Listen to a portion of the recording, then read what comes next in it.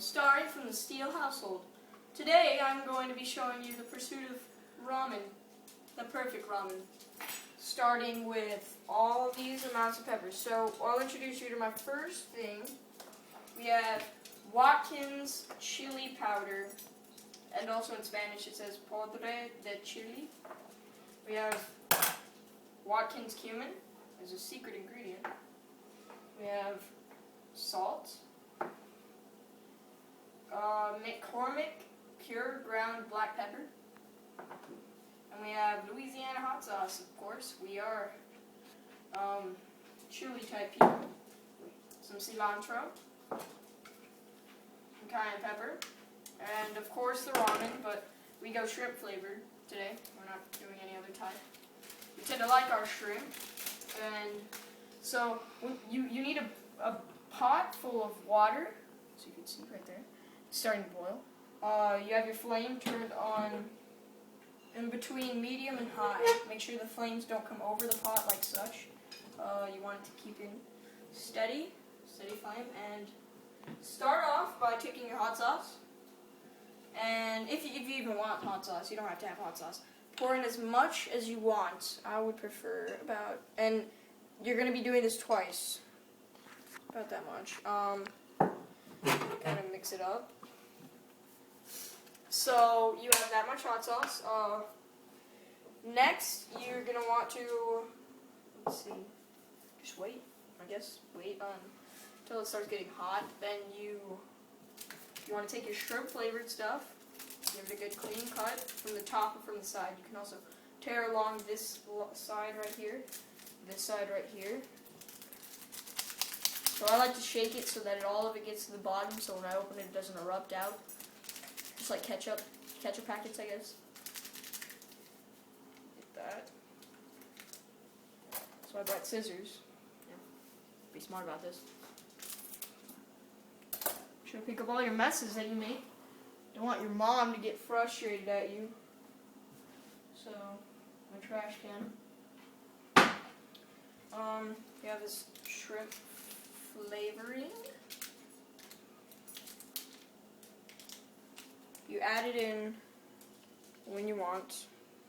I'd say when it gets hot, not when it's completely boiling, but when it gets hot. Add in the flavoring first. Gives it a kind of thick layering on top. Next thing you want to do is you want to have your cilantro ready.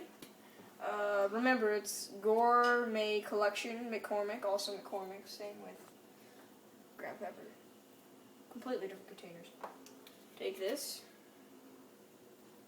Have about, let's see, stick out our hand. Want about 3 pinches cilantro. You just drop it in. It'll spread itself by the time it starts to boil, because when it boils, hot water comes to the top while the cold water from the top goes to the bottom. So it basically churns itself while it's boiling over and over and over again. So it basically, it's trying to, like, I think it's like principles of buoyancy or something, when it tries to get all the water hot. So you just, anything that you add in there, just wait till it boils so it can start flipping over and around. Next thing you want to add is our salt. I'd say about 3 sprinkles. A sprinkle is about this. That. Oh, that's a little bit too much. We'll add, for now we're going to add 2 sprinkles, but if you lightly add it, add 3 sprinkles. Lightly added. Now we have our pepper. Hope it's not too salty. You're going to want about, I'd say, well, you can't really grab the pepper out of this container, so if I'd measure that in pinches, I'd say that's about 6 pinches salt and black pepper. Drop that in. Just remember, it's going to churn itself, so don't worry about it. If you want to, you can stir it around with a dipper or anything you want. Next thing we're going to add is our cayenne pepper. Mine's almost out. We might need to get a refill of it. And remember, all the spices, like spices as in chili powder and cayenne pepper and cumin. I'm not sure if that's so spicy. I accidentally put it in the other day, and it tasted really, really good. I'd used it in my recipe, and that was delicious. I think cumin's the secret ingredient. That's what I would say. Oh, look. Here's an example of it churning itself. It's starting to bubble up at the top. Liquid itself is starting to push it to the right side. It used to be on the left side right here, so it's a small example of it churning. So we add in our cayenne pepper.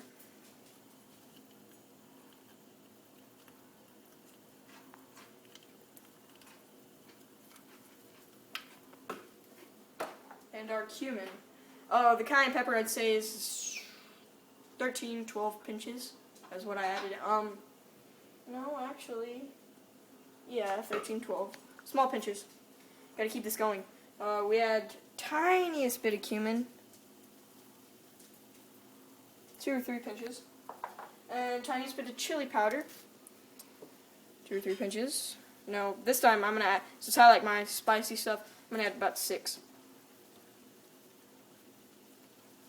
And save all your spices.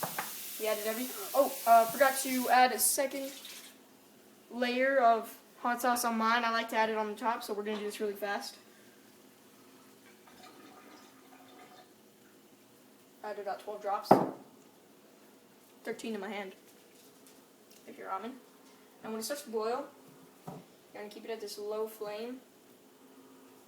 I'm adding in all the tiny pieces. But once you're done adding in all this extra,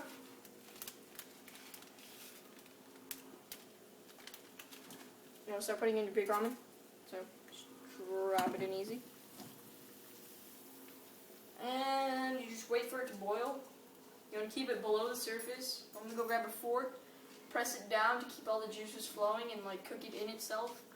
So you have all your spices beforehand, so it boils into the ramen itself, the flavoring all sucking in. So you get a kind of juicy, thin, and easily chewable, not crunchy at all, soft ramen, and it tastes delicious.